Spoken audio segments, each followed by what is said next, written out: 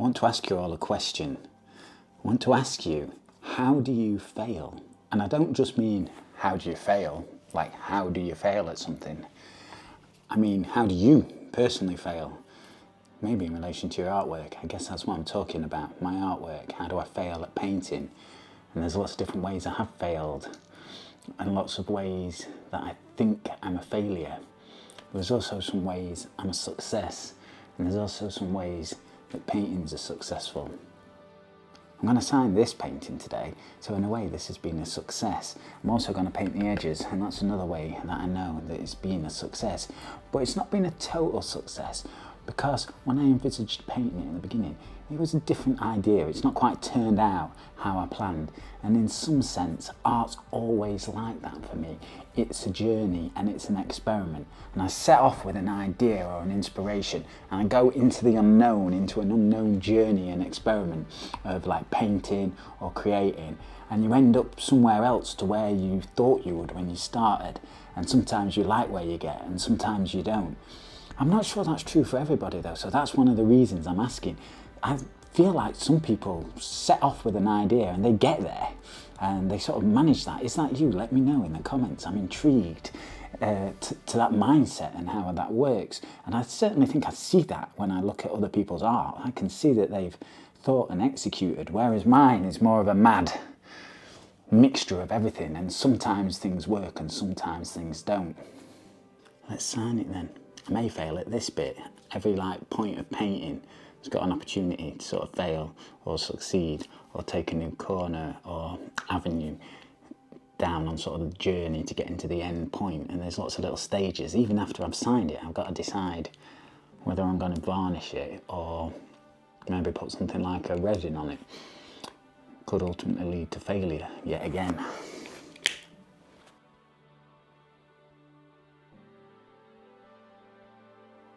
So here's one place where I really know I've failed.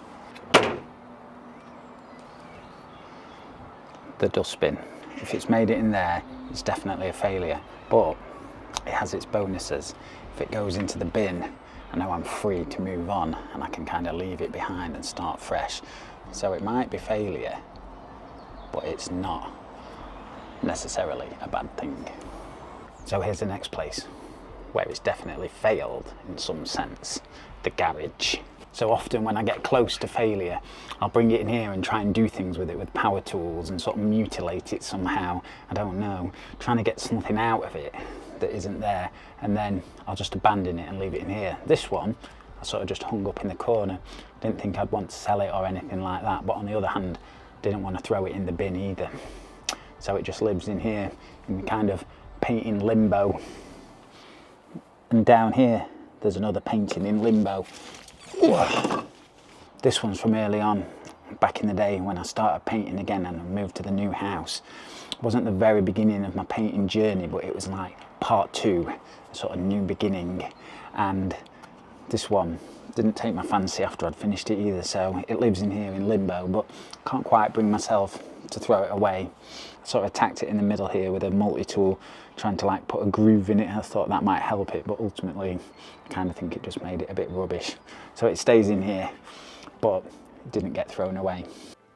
Here's another kind of failure that I sort of experience as a painter, and it's kind of what I'm going to call like metamorphosis. I sort of destroyed and scraped back this oil painting that I was doing, spending ages on it, and then just hated it and scraped it away.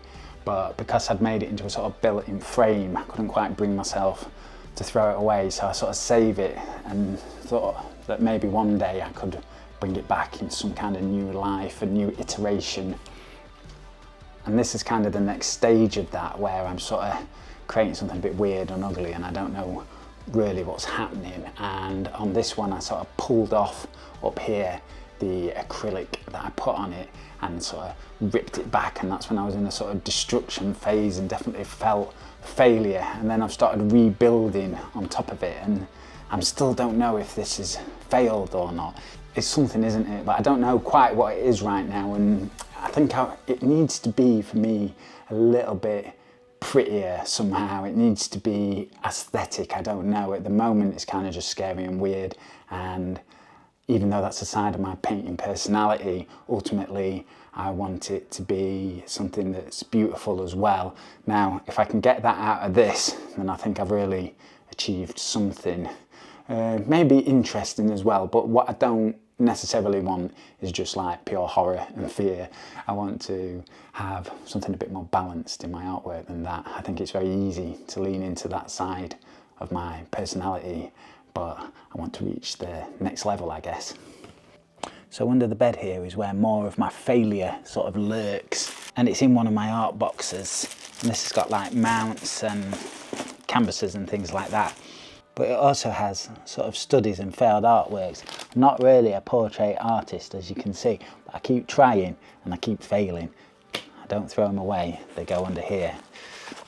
And there might be pieces that I intended for sale but didn't quite make the grade, so they live under here too.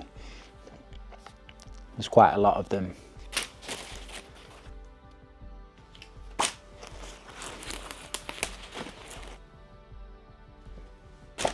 And then there's things that I just consider too mad for sale. So a lot of my oil pastels and things like that, just a bit crazy and not really sure they fit in with what might sell. So they sort of end up in the box, you know. And failed experiments like mono prints, always trying to do leaves and it never quite goes to plan. Sometimes things that you've failed at, you come back and you think, yeah, they're not that bad. Still don't think they're going to make it onto the store though. Also under the bed lurks success. This was probably my most successful painting, and the reason I think it's a success is because it sort of ended up kind of how I wanted it to be. So this one's called Autumn Beach, and that's kind of the idea of it, the sort of interesting colours that you see on a beach when you really start to look and get your eye in where the pebbles and shells are, and as it sort of meets the water, sometimes it's not just a sandy beach, it can be all sort of interesting subtle colours, and even though they're not like a super accurate representation, it sort of fills in the idea of what I'm sort of thinking about sometimes when I'm seeing those colours on the beach. And this is successful because I've signed it, I've varnished it, and it's on sale on my shop. But in some ways, it's also a failure because I haven't sold it and I've had to put it on sale. So even when there is success, failure sort of lurking there, mixed within it in some way. And there is a history of famous artists destroying their work with their failures as well. One that springs to mind immediately is Cézanne, who would abandon his paintings in the Fontainebleau forests in France if he'd had a bad day of it, or just destroy them altogether. And also Francis Bacon, the English-Irish painter who's renowned for cutting and slicing his canvases with a knife before throwing them away to make sure that no one could steal them from the bin and sell them, because he was quite successful in his lifetime. And at the beginning of his career he did interior design and had quite a lot of art and painting or whatever associated with that, and he kind of destroyed all that and reinvented himself as sort of the new Francis Bacon, who worked on Carpenter's Muse in his dirty and crazy little studio. So how do you fail? How have you failed? And how does art and painting and creativity make you feel? Most of the time I do kind of feel like I'm failing, and sometimes I feel like I'm succeeding, and maybe that balance of a lot of failure and iteration and practice and learning mixed in with little bits of success is kind of what keeps me going. I suppose if it was all success, would that make it feel less valuable? I don't know. It'd be interesting to know from people who do have lots of success how you sort of deal with it and cope with it. And this one, I think, is a cautious success. It's been signed. All I can do is give success an arbitrary value, and if it's signed and if it ends up in my shop, which it will, then I guess for now and for me, that's success. So if you're interested in art and painting, then please do like and subscribe. There'll be more of this kind of thing and more of other kinds of things, I guess. Whatever takes my fancy at the time, mostly. See you in the next video.